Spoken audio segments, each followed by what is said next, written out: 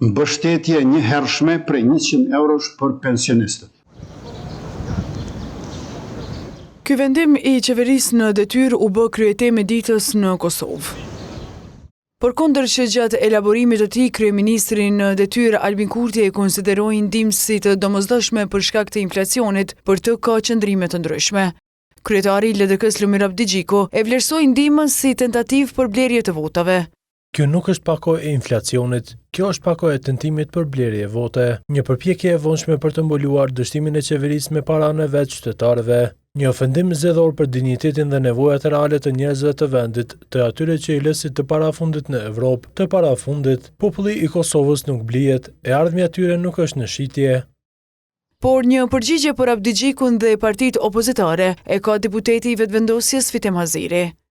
Është marrë për opozitën të thotë kësi fjalë, sidomos për shtesat për lehunat, shtesat për fëmijët, për pensionistët, për sektorin privat, kur është kjo opozit, kur në fund të vitit kanë marrë rrogën e 13. Dhe kjo opozit asë njëherë nuk e kanë ngritë zërin për rrogën e 13. E si është e mundur që për ta rroga 13 bën me u marrë, ndërsa për qytetarët, për mi ndalë ndihmë qytetare për ta luftuar inflacionin që po ndodh, nuk bën qytetarët mi marrë. Megjithatë, pakënaqësi me këtë ndihmë kanë shprehur edhe përfaqësuesit e sektorit privat. Kryetari i sindikatës Jusuf Azemi thotë se sektori publik përfitoi shumë më shumë nga ndihma qeveritare.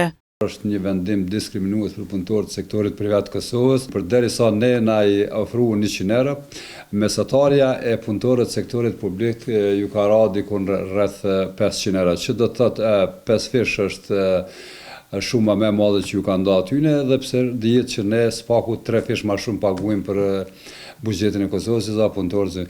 Por megjithatë, unë mendoj që një diçka është e mirë nga kjo e keqe, sepse tani do të shihet që sa punëtori kemi pa kontrata pune.